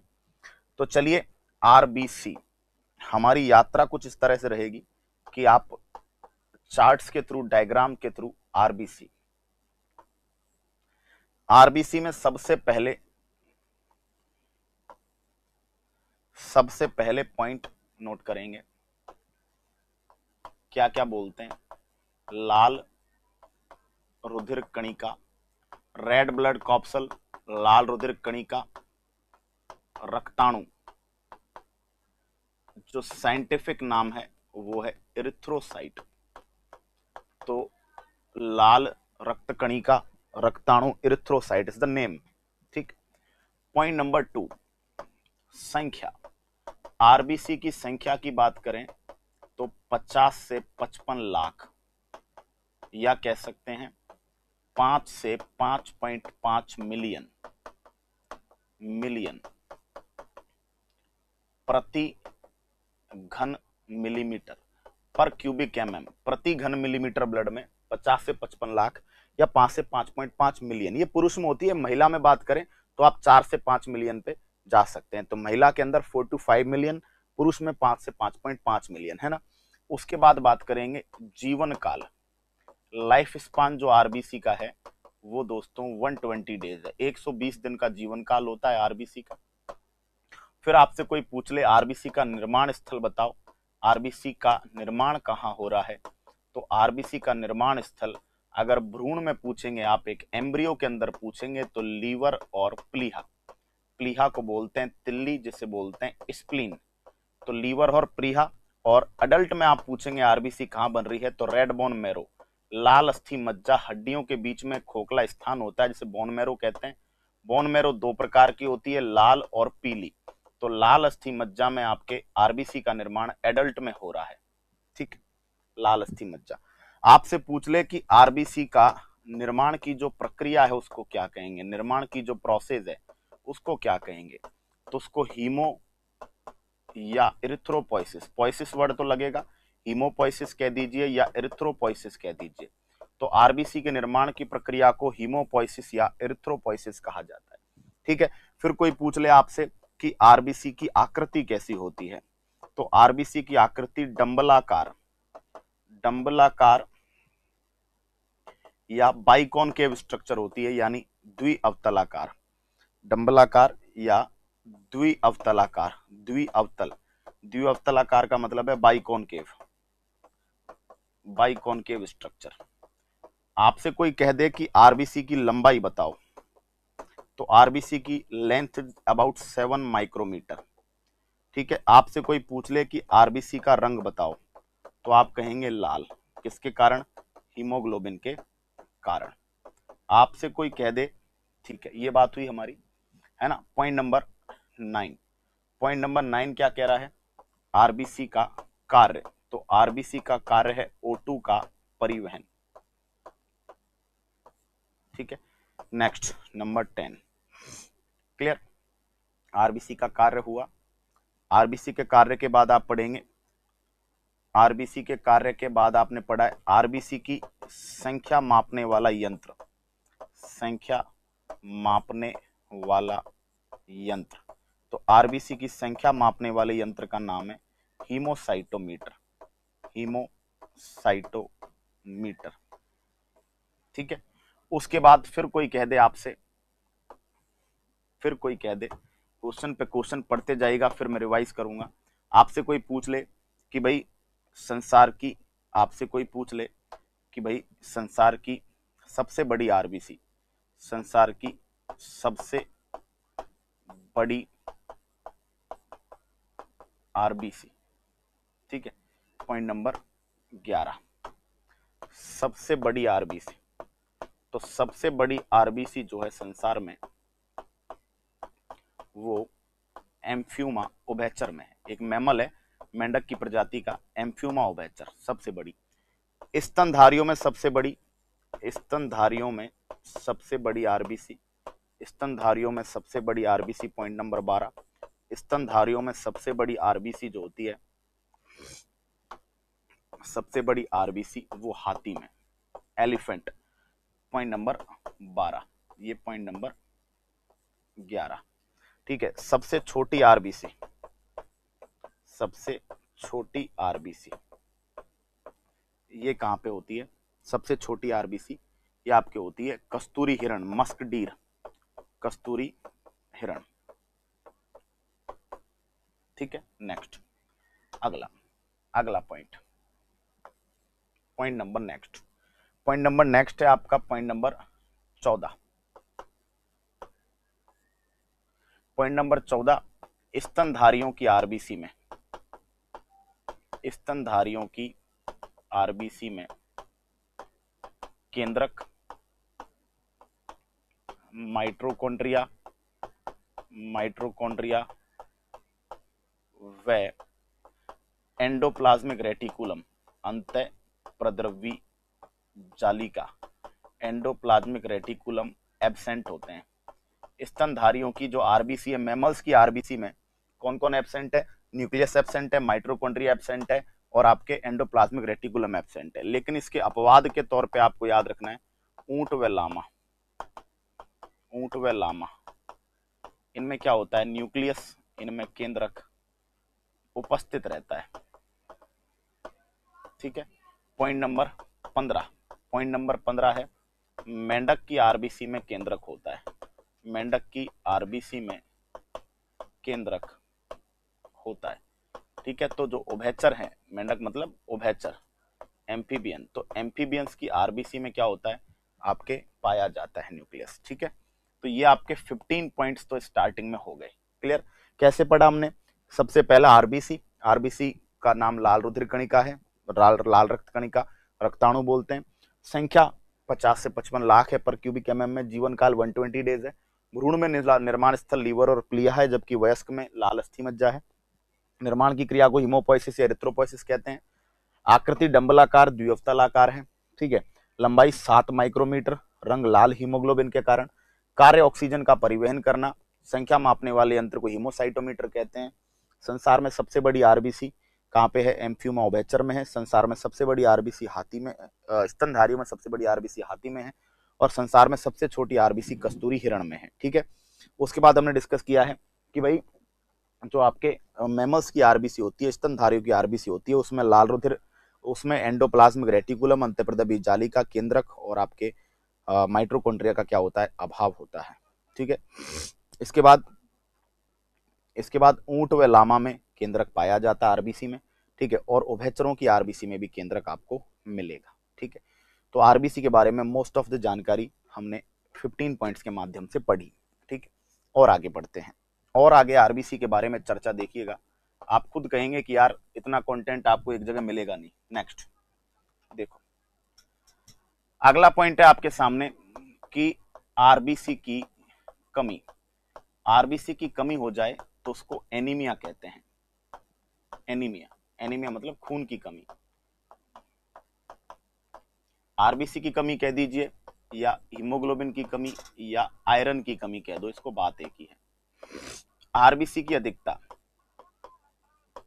तो आरबीसी की अधिकता को आप पढ़ेंगे जिस टर्म से डिनोट किया जाता है उसका नाम है पॉलीसाइथेमिया। पॉलीसाइथेमिया। ठीक, अगला पॉइंट है सोते समय। सोते समय आरबीसी घटती है। ठीक है, ऊंचाई पर, हाइट पर आरबीसी की संख्या बढ़ती है, क्योंकि ऊंचाई पर ऑक्सीजन क्या हो जाती है, कम। बॉडी को ऑक्सीजन तो उतनी चाहिए, तो नंबर ऑफ आरबीसी बढ़ जाएगा। ठीक है, आरबीसी को अगर आप आसुत जल में डाल दें, आसुत जल में यानी डिस्टिल वाटर में डाल दें, तो आरबीसी को आसुत जल में डाल दें तो फूलकर फट जाती है, फूलकर फट जाती है। It will burst after swollen.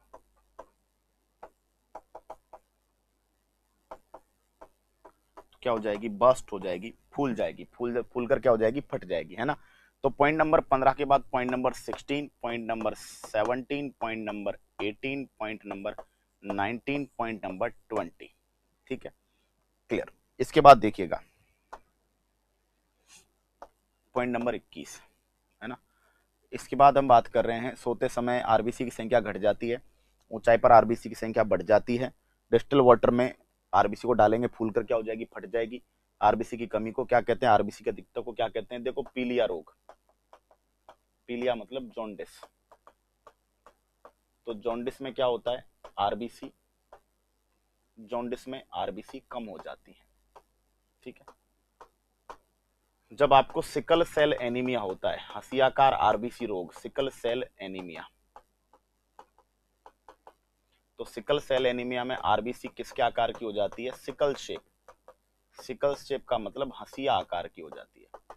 तो आपसे पूछ ले कि किस रोग में आरबीसी हंसियाकार आकार की हो जाती है, तो आप बोल देंगे सिकल सेल एनीमिया, आरबीसी हंसिये के आकार की हो जाती है। ठीक है, क्लियर हुई बात यहां तक।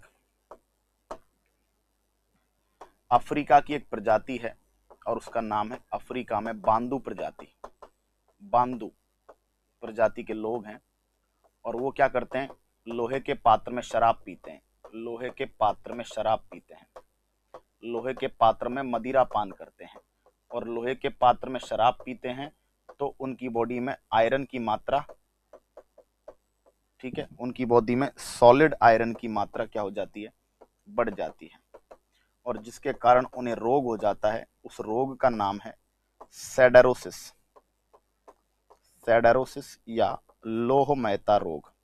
तो आरबीसी के बारे में फ्रॉम स्टार्ट टू एंड जितनी जानकारी पॉसिबल थी वो जानकारी आपके सामने है, जितनी भी जानकारी पॉसिबल थी वो जानकारी आपके सामने है। यू विल गेट दैट, और पढ़ सकते हैं आप।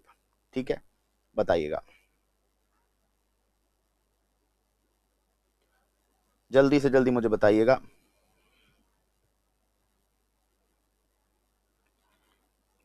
चलिए, यहां तक बात ठीक है, कोई दिक्कत कोई प्रॉब्लम, मैं जहां तक मानता हूं नहीं होगी। क्लियर, चलते हैं आगे।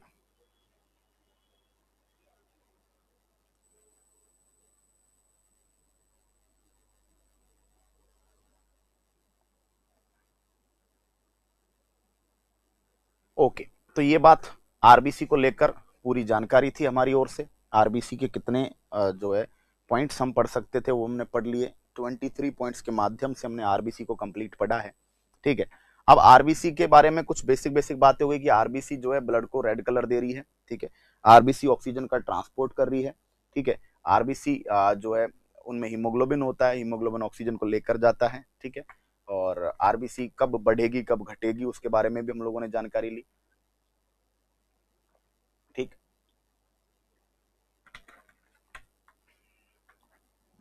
अब हम डब्ल्यूबीसी और प्लेटलेट पे बात करेंगे, ठीक। देखिएगा, अब हम बात कर लेते हैं यहां पर किसको लेकर, डब्ल्यूबीसी, ठीक है। डब्ल्यूबीसी के बारे में देखिएगा, वही काम करेंगे। पॉइंट नंबर 1, नाम क्या क्या है, श्वेत रक्त कणिका, श्वेत रक्त कणिका, श्वेताणु और ल्यूकोसाइट, ल्यूकोसाइट, ठीक है। संख्या यहां पर इनकी कम है, संख्या 6000 से 11000 पर mm³ प्रति घन मिलीमीटर में, 11000 से 15000। जीवन काल डब्ल्यूबीसी का 2 से 5 दिन, अलग अलग टाइप की होती हैं इसलिए इनका जीवन काल एक्यूरेट आपको एक जगह नहीं मिलेगा। नंबर 4, निर्माण स्थल, जहां पर साइट ऑफ फॉर्मेशन, तो निर्माण स्थल जो आपका है वो 3 जगह होता है निर्माण। पीली अस्थि मज्जा, येलो बोन मैरो, पीली अस्थि मज्जा, येलो बोन मैरो,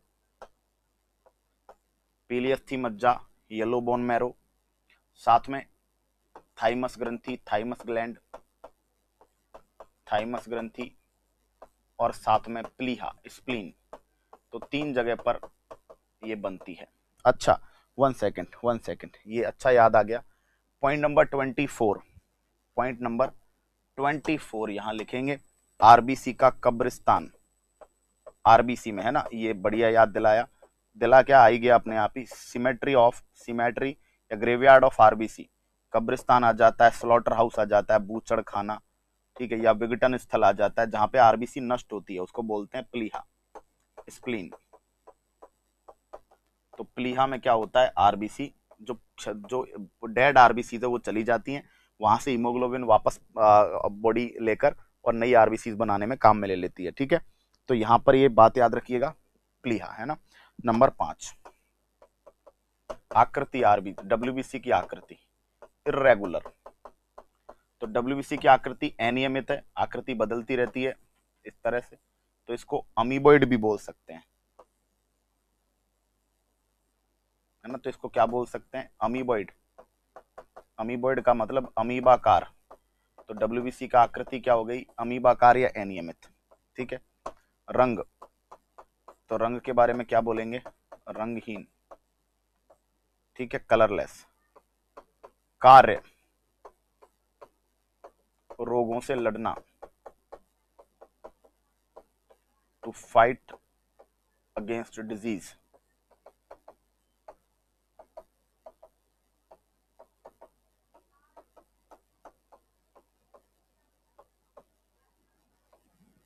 बीमारियों से क्या करना, लड़ना, है ना, ठीक है। ये कार्य हो गया। चलिए पॉइंट नंबर 8, ठीक।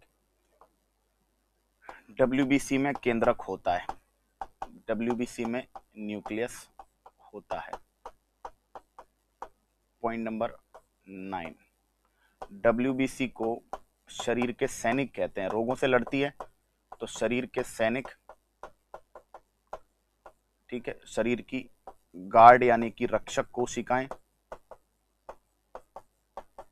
रक्षक कोशिका, या बॉडी की प्रथम सुरक्षा पंक्ति, फर्स्ट लाइन ऑफ डिफेंस, प्रथम सुरक्षा पंक्ति, बॉडी की first line of defence.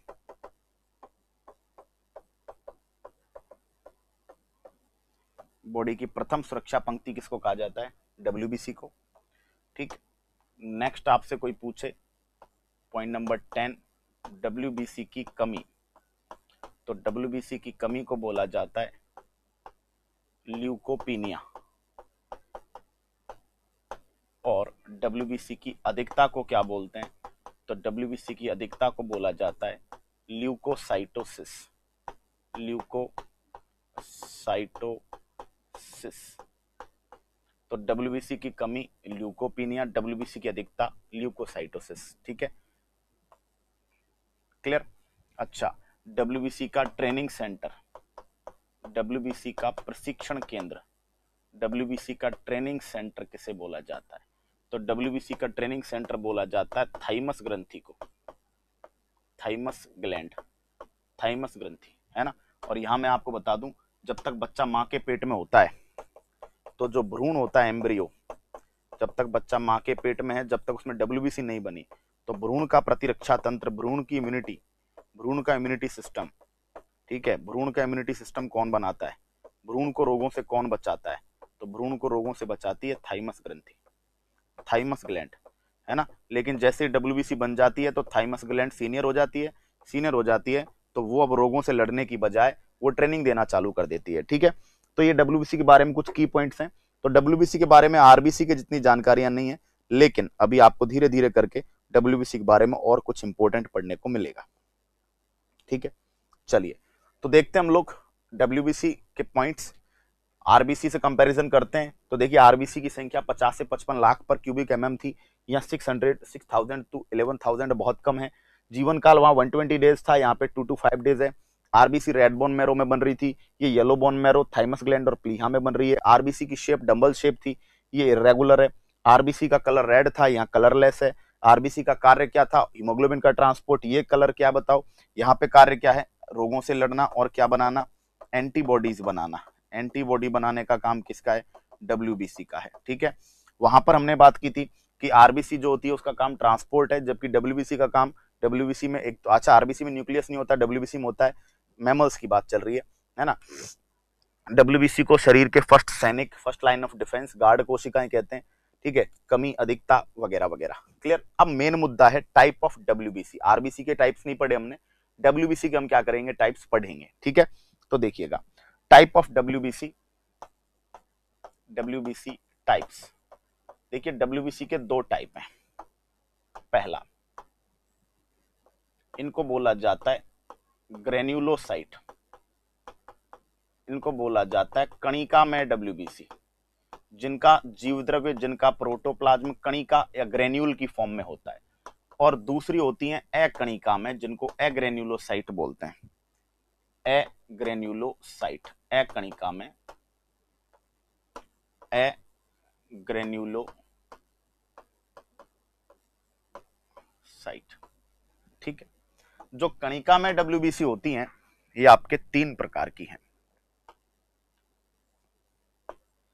Neutrophil, neutrophil, इनके नाम के पीछे फिल आएगा, न्यूट्रोफिल, बेसोफिल और इयोसिनोफिल। न्यूट्रोफिल, बेसोफिल, इयोसिनोफिल, ठीक है। ये दोनों का काम है, बेसोफिल और इयोसिनोफिल का काम है एलर्जिक रेस्पॉन्स। एलर्जी, एलर्जी क्या होती है? बॉडी की हाइपर सेंसिटिविटी। तो एलर्जी को मेंटेन भी यही करते हैं और एलर्जी को बैलेंस भी यही करते हैं। एलर्जी पैदा करने का रीजन भी यही है और एलर्जी को रिमूव करने का रीजन भी यही है, ठीक है। तो इन दोनों का काम हो गया। न्यूट्रोफिल सबसे ज्यादा पाई जाने वाली डब्ल्यूबीसी है, लगभग 65%, है ना। और बेसोफिल मिनिमम पाई जाने वाली डब्ल्यूबीसी है, लगभग 0.1 to 0.5%, ठीक। तो सबसे ज्यादा सबसे कम का आंकड़ा इंपॉर्टेंट है आपके एग्जाम पॉइंट ऑफ व्यू से, ठीक। अरे यार, सीधी लाइन क्यों नहीं जा रही? ठीक है, चली गई, डन। चलिए, उसके बाद अकणिका में मैं आपके सामने दो एग्जांपल हैं, लिम्फोसाइट और मोनोसाइट।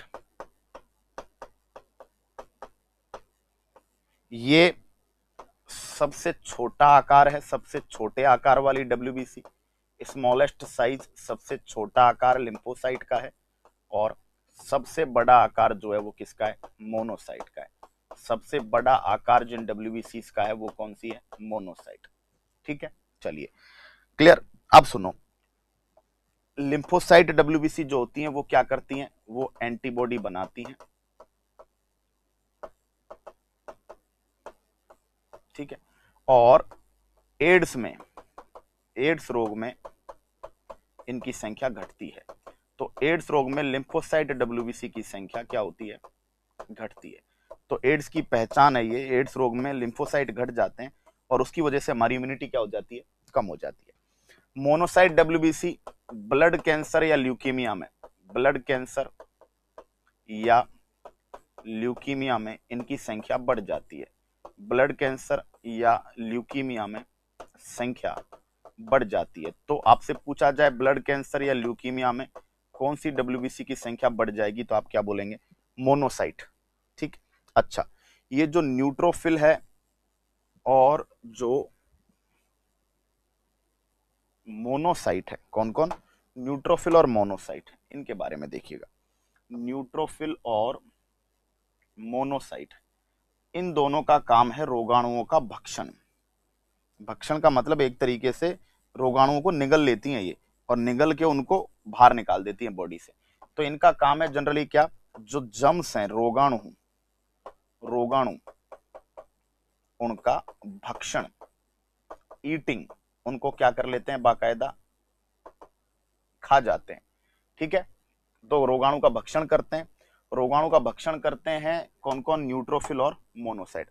न्यूट्रोफिल छोटा है आकार में, तो इसको छोटा पुलिस वाला कहते हैं, माइक्रो पुलिसमैन, क्योंकि ये रोगाणु को धकेलते हैं ना, उनका मर्डर करते हैं। ठीक है, और मोनोसाइट साइज में बड़ा है, इसलिए इसका नाम है macro policeman. Macro policeman, macro policeman. ठीक है, क्लियर? बात समझ में आ गई यहां तक? ओके, कोई इश्यू, कोई प्रॉब्लम? तो ये था आपके डब्ल्यूबीसीज का क्लासिफिकेशन। ठीक है, आपके न्यूट्रोफिल, बेसोफिल, इओसिनोफिल 3 टाइप की है। न्यूट्रोफिल में आपके मैक्सिमम पाई जाने वाली डब्ल्यूबीसी, बेसोफिल कम पाई जाने वाली डब्ल्यूबीसी सबसे, है ना, मोनोसाइट सबसे बड़ा आकार है, लिम्फोसाइट का सबसे छोटा आकार है। एलडीसी के लिए, अरे भैया एलडीसी के लिए जब ये सफिशिएंट नहीं होगा तो क्या होगा? इतना बेहतरीन आपको अप्रोच दे रहे हैं। एलडीसी नहीं, किसी भी कॉम्पिटिटिव एग्जाम में जाओ, फोड़ के आओगे पेपर। तो ये टाइप ऑफ डब्ल्यूबीसी हो गया कणिका में, जिनका जीव द्रव्य कणिका या ग्रेन्यूल की फॉर्म में होता है। 3 प्रकार के, नाम के पीछे फिल मिलेगा। Neutrophil, basophil, eosinophil. बेसोफिल और इओसिनोफिल का काम है एलर्जिक कंट्रोल। ठीक है, लिम्फोसाइट एंटीबॉडी बनाती है, एड्स में इनकी संख्या घट जाती है। मोनोसाइट रोगाणु का भक्षण करती है, लेकिन सबसे बड़े आकार की होती है, तो ब्लड कैंसर या ल्यूकेमिया में इनकी संख्या क्या हो जाएगी? बढ़ जाएगी। ठीक है, माइक्रो पुलिसमैन न्यूट्रोफिल को कहा है, मैक्रो पुलिसमैन किसको कहा है भाई? ये आपके कहा है हम लोगों ने आपके मोनोसाइट को। ठीक है, अब आगे चलते हैं। देखना दोस्तों, जो आपके बेसोफिल होती है, इन्हीं से रिलेटेड होती है मास्ट कोशिकाएं। मास्ट कोशिकाएं, मास्ट सेल्स, बॉडी के बहुत सारे ऑर्गन्स में मिलती हैं ये, है ना। तो मास्ट सेल से 3 प्रकार की प्रोटीनें निकलती हैं, हेपेरिन, हिस्टामाइन और serotonin.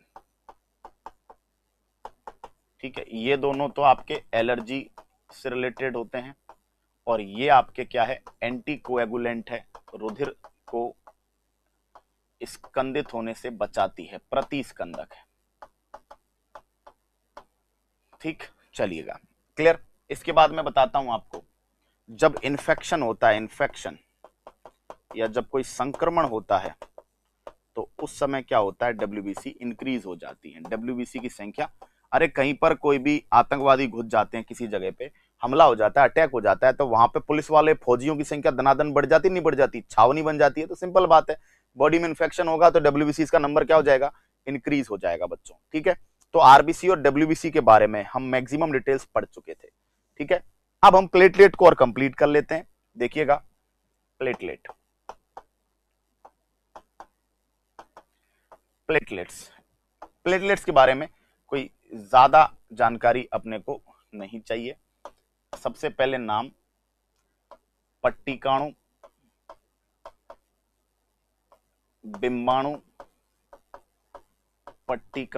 बिंबाणु, thrombocyte, scientific name is thrombocyte. ठीक है, नंबर 2, संख्या 1.5 to 4.5 लाख पर क्यूबिक एमएम, प्रति घन मिलीमीटर में 1.5 से 4.5 लाख। नंबर 3, जीवन काल, अपडेटेड एनसीईआरटीज में चेंज हुआ है, 10 to 13 डेज, पहले 5 to 7 डेज आता था, 10 to 13 डेज पढ़ेंगे अब। संख्या 4 केंद्रक एब्सेंट, न्यूक्लियस एब्सेंट। नंबर 5 निर्माण स्थल, फॉर्मेशन कहाँ हो रहा है, तो निर्माण स्थल जो हो रहा है बोन मैरो, अस्थि मज्जा, और अस्थि मज्जा में एक विशेष टाइप की सेल है जिनका नाम है मेगा कैरियोसाइट सेल। तो मेगा कैरियोसाइट सेल हैं जिनसे इसका निर्माण हो रहा है, प्लेटलेट्स का। कार्य फंक्शन, कार्य है सिंपल, ब्लड को गाढ़ा बनाना, ब्लड को गाढ़ा या डेंस बनाना, और ब्लड क्लॉटिंग, चोट लगने पर या ब्लीडिंग होने पर क्लॉट बनाना, थक्का बनाना। ठीक है, तो जब चोट लग जाए तो क्लॉट बनाने का काम इन्हीं का है। ठीक है, और ब्लड को गाढ़ा बनाने का काम है। अगर प्लेटलेट की कमी हो जाए तो इसको बोलते हैं थ्रोम्बोसाइटोपिनिया, थ्रोम्बोसाइटोपिनिया।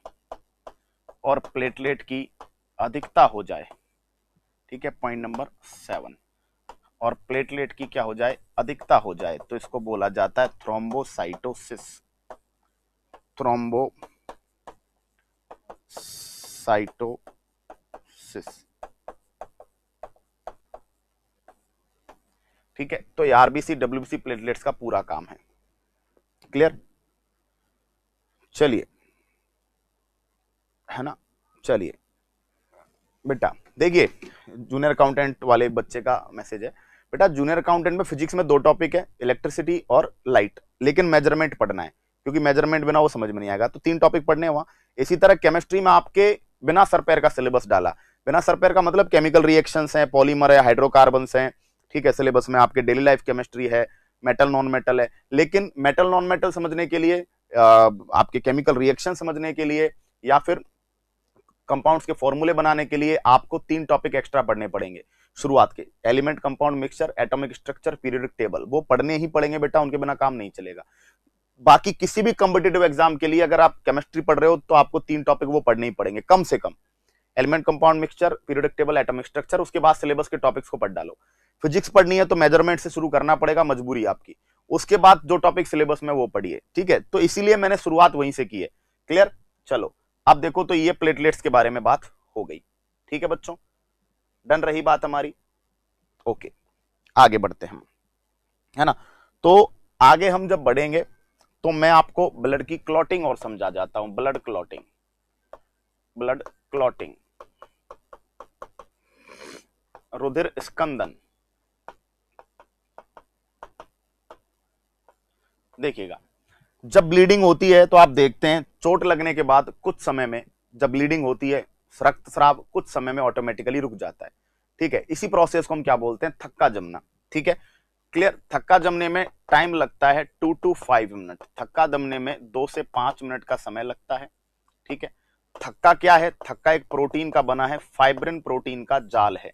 थक्का जनरली क्या है, फाइब्रिन प्रोटीन का एक नेटवर्क है।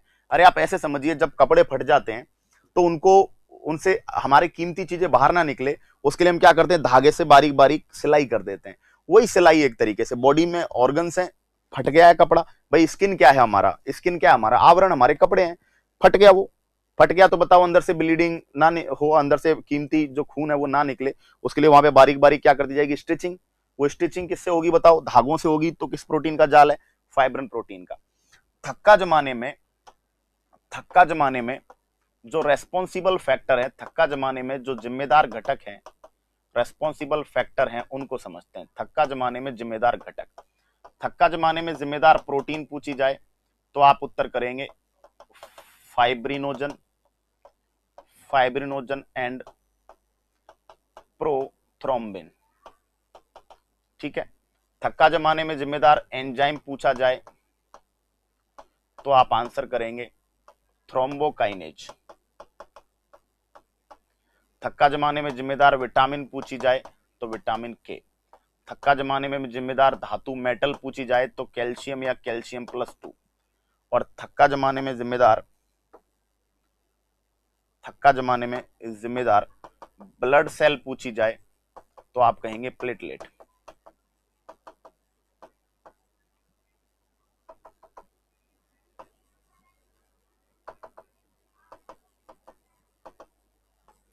ठीक है, आपसे पूछे कि थक्का जमाने में जिम्मेदार घटकों के नाम बताइए तो आप क्या बोलेंगे कि भाई थक्का जमाने में जिम्मेदार, अब आपसे वो प्रोटीन पूछता है तो प्रोटीन उत्तर दो, एंजाइम पूछता है तो एंजाइम दो, विटामिन पूछता है तो के बताओ, धातु पूछता है तो कैल्शियम और रुधिर कणिका पूछता है तो प्लेटलेट। ठीक है, अगर आपसे पूछा जाए, अब समझना, बिना चोट के, बिना ब्लीडिंग के थक्का ना जमे, बिना ब्लीडिंग के थक्का ना जमे, बिना ब्लीडिंग के थक्का बॉडी के अंदर ना जमे, इसके लिए क्या पाए जाते हैं? Anti coagulant. एंटी कोएगुलेंट का मतलब क्या है? प्रतिस्कंदक। थक्का जमाने के लिए तो स्कंदक हो गए, थक्का जमने से रोकने के लिए प्रतिस्कंदक, और उसका नाम क्या है? हिपेरिन। तो हिपेरिन एक प्रतिस्कंदक है जो बॉडी के अंदर थक्का जमने से क्या करता है? रोकता है। ठीक है, क्लियर हुई बात यहां तक? इसके अलावा सुनिए, इसके अलावा जो ब्लड बैंक की जब बात करते हैं, ब्लड बैंक, तो ब्लड बैंक में टेम्परेचर आपका होता है लगभग 4.4 डिग्री सेंटीग्रेड। ठीक है, कितने डेज तक रखा जा सकता है इस टेम्परेचर पर? तो 35 टू 45 डेज तक रखा जा सकता है। ब्लड बैंक की बात करते हैं तो एक यूनिट ब्लड में लगभग 350 ml होता है। 350 ml में अबाउट 300 ml तो क्या लेते हैं? ब्लड। और 50 ml उसमें क्या मिलाया जाता है? 50 ml उसमें एंटी कोएगुलेंट, प्रतिस्कंदक मिलाए जाते हैं, क्योंकि ब्लड जो है वो एक कोलाइडी विलियन है ना, और कोलाइडी विलियन है तो बताओ वो विषमांगी है, वो हेट्रोजीनस है, हेट्रोजीनस मिक्सचर है, तो उसमें कंपोनेंट नीचे बैठ सकते हैं, जम सकते हैं, उनको रोकने के लिए प्रतिस्कंदक मिलाए जाते हैं। और प्रतिस्कंदक जो ब्लड में मिलाया जाता है वो पूछा गया है पिछले पेपर्स में, वो है सोडियम सिट्रेट। सोडियम सिट्रेट नाम का एक केमिकल है जो कि ब्लड में मिलाया जाता है। ठीक है, और एंड इसके अलावा एक और केमिकल है जो मिलाते हैं, ईडीटीए। क्या मिलाते हैं? ईडीटीए नाम का एक केमिकल मिलाते हैं। ईडीटीए की फुल फॉर्म यहां लिख रहा हूं मैं। ईडीटीए होता है ethylene diamine ethylene diamine ethylene diamine tetra acetate, ethylene diamine tetra acetate, ये भी मिलाते हैं। ठीक है, तो ये ब्लड बैंक का कंसेप्ट है, क्या क्या मिलाया जा रहा है, कितना टेम्परेचर रख रहे हैं, ठीक है, कितने डेज तक उसको रखा जा सकता है। क्लियर? ऐसा याद रखना, जोंक में भी एक प्रतिस्कंदक पाया जाता है, लीच के अंदर एक प्रतिस्कंदक पाया जाता है जोंक के अंदर, और उसका नाम है हिरुडीन। ठीक है, ये भी क्या है? जोंक के शरीर में, जो कि खून चूसती है, खून चूसने वाला प्राणी है जोंक, रक्ताहारी है। ठीक है, रक्तभोजी है, रक्तभोजी को इंग्लिश में सैंग्विनवोरस बोलते हैं, SANGUINVORES। अरे जैसे शाकाहारी को हर्बीवोरस, मांसाहारी को कार्निवोरस, सर्वाहारी को ओमनीवोरस, ऐसे रक्ताहारी को बोलते हैं सैंग्विनवोरस, SANGUINVORES, सैंग्विनवोरस, रक्ताहारी, है ना। तो लीच जो होती है वो रक्ताहारी होती है ना, और लीच के अंदर भी हिरुडीन नाम का एक प्रतिस्कंदक पाया जाता है। तो ब्लड क्लॉटिंग क्या है भाई? चोट लगे, ब्लीडिंग हो, ऑटोमेटिकली ब्लड का जो फ्लो है कुछ देर में रुक जाता है और हम ब्लड के लॉस से बच जाते हैं। ठीक है, ज्यादा लॉस नहीं होता। तो कौन कौन से घटक हैं जो ब्लड क्लॉटिंग में जिम्मेदार हैं वो आपको बता दिया। ठीक है, आपसे पूछा जाए स्टार्ट कौन करता है ब्लड क्लॉटिंग को, ठीक है, तो स्टार्टिंग कहां से होती है? तो ब्लड क्लॉटिंग की स्टार्टिंग प्लेटलेट से होती है। ब्लड क्लॉटिंग की शुरुआत कहां से होती है? प्लेटलेट से होती है। ठीक है बेटा, जूनियर अकाउंटेंट के लिए सारे ही केमिस्ट्री के टॉपिक्स पढ़ने हैं, है ना, सीरियल वाइज पढ़ने हैं सारे, पॉइंट टू पॉइंट। क्लियर हुई बात? चलिए, फिजिक्स में आपको बेसिक फिजिक्स के बाद लाइट और इलेक्ट्रिसिटी पढ़ना है। ठीक है, क्लियर। केमिस्ट्री में बेसिक केमिस्ट्री के बाद आपके सिलेबस के टॉपिक्स हैं जो हर एग्जाम में आते हैं, वही पढ़ाए हैं। ठीक है, बाकी सारी एग्जाम्स में भी वही आते हैं, तो केमिस्ट्री तो लगभग पूरी आती है। ठीक है, सिलेबस में मेंशन करे नहीं करे, बेसिक टॉपिक्स तो आपको पढ़ने ही है, बाकी उसके अलावा सारे टॉपिक सिलेबस में मेंशन है, तो जनरली पूरी केमिस्ट्री आपको पढ़नी है। फिजिक्स में 2 ही टॉपिक मेंशन है सिलेबस में, तो उसके बाद फिर बेसिक फिजिक्स को ही पढ़ना पड़ा, बाकी टॉपिक्स मेंशन नहीं है, इसलिए जूनियर अकाउंटेंट नहीं करवा रहा। जो एलडी, जो आपके एसएससी रेलवेज के या जो ब्रह्मास्त्र बैच के स्टूडेंट है, उस वहां पर एलडी, वहां पे इलेक्ट्रिसिटी और लाइट के अलावा वहां पे मोशन पढ़ेंगे 1D 2D 3D पूरा, प्रोजेक्टाइल प्रक्षेप गति, ऑसिलेशन दोलन, है ना, एंगुलर मोशन, आपके कोणीय गति, घूर्णन वृत्तीय, सर्कुलेशन रोटेशन पढ़ेंगे, ग्रेविटेशन गुरुत्वाकर्षण पढ़ाऊंगा, प्रेशर पढ़ाऊंगा पूरा, ठीक है, कैपिलरिटी, केशिका, तो सरफेस टेंशन, प्रस्तनाव, उत्प्लावन, बयांसी, ठीक है, साउंड एंड वेव्स, ध्वनि और तरंगे उनमें पढ़ेंगे, न्यूक्लियर फिजिक्स पढ़ाऊंगा, हीट एंड टेम्परेचर पढ़ाऊंगा। तो बहुत बड़ा चौड़ा सिलेबस है फिजिक्स का भी, बट आपके सिलेबस में 2 टॉपिक्स हैं जूनियर अकाउंटेंट में, इसलिए जूनियर अकाउंटेंट वाले बैच में केवल वो 2 टॉपिक और उसके बाद बेसिक। केमिस्ट्री आपके सिलेबस बढ़ा दिया है, ठीक है, तो केमिस्ट्री में लगभग बाकी एग्जाम्स में जो आता है सिलेबस में वो दे दिया, बेसिक फिजिक्स को इग्नोर मारा इन्होंने सिलेबस में, लेकिन वो तो पढ़ना पड़ेगा, वो तो मस्ट है, इसलिए वो बेसिक फिजिक्स तो ऑलरेडी बिना जरूरत के भी पढ़ना, मतलब नहीं दिया गया फिर भी पढ़ना पड़ रहा है क्योंकि वो जरूरी है, उसके बिना केमिस्ट्री पल्ले नहीं पढ़ सकती, और बाकी के टॉपिक दे ही दिए हैं, है ना। इसी तरह बायोलॉजी में भी आपके कुछ चुनिंदा टॉपिक है, जबकि ब्रह्मास्त्र बैच के जो स्टूडेंट्स तक जाएंगे वीडियोस, तो वहां पे क्योंकि वो सारी कंपटीटिव एग्जाम को टारगेट कर रहा है, तो वहां 10-15 टॉपिक एक्स्ट्रा पढ़ने पड़ेंगे, जबकि एलडीसी जूनियर अकाउंटेंट स्टेनोग्राफर के बच्चों को बायोलॉजी में भी 5-6 टॉपिक्स ही पढ़ने हैं। तो बस वही है, इसी तरह से पढ़ना है। क्लियर? तो आज की क्लास में हमने आरबीसी डब्ल्यूबीसी प्लेटलेट्स तक का जो पूरा जुगाड़ है, ठीक है, ये कंप्लीट किया। अब मैं कल एक और सेशन लूंगा, ठीक है, उस सेशन में मैं क्या करवाऊंगा, उस सेशन में मैं ब्लड ग्रुप्स देन हार्ट, तो एक तरीके से एक टॉपिक आपका बायोलॉजी का पूरा फिनिश, ब्लड सर्कुलेटरी सिस्टम, ठीक है। इस तरीके से हम और भी सेशंस बीच में रखेंगे, लाइव सेशंस के माध्यम से आपको जो है बायोलॉजी भी बीच बीच में कवर कराते हुए चलेंगे, जिससे कि जुलाई तक जूनियर अकाउंटेंट का एक पैकेज, जो जूनियर अकाउंटेंट में जो लगभग 12-15 टॉपिक्स हैं सिलेबस में, उन टॉपिक्स के और बेसिक टॉपिक्स को मिलाकर जूनियर अकाउंटेंट का जो बैच है, एलडीसी स्टेनोग्राफर का जो बैच है, वो फिनिश हो जाए, ठीक है। चलिए, योगेश चौधरी, बिल्कुल, बहुत बढ़िया, थैंक यू सो मच। और आज की क्लास को यहीं पर समाप्त करते हैं, ठीक है। आज हमने ब्लड का एक बहुत बड़ा सेगमेंट मान लीजिए पूरा कर दिया, कल टॉपिक ये फिनिश हो जाएगा, ठीक है। बाकी शाम में जो आपकी लाइव क्लासेस हैं वो एज इट इज आपके चलती रहेंगी, आगे बात अगली कक्षा में बच्चों। तब तक के लिए लेता हूं विदा, टाटा बाय बाय, जय हिंद।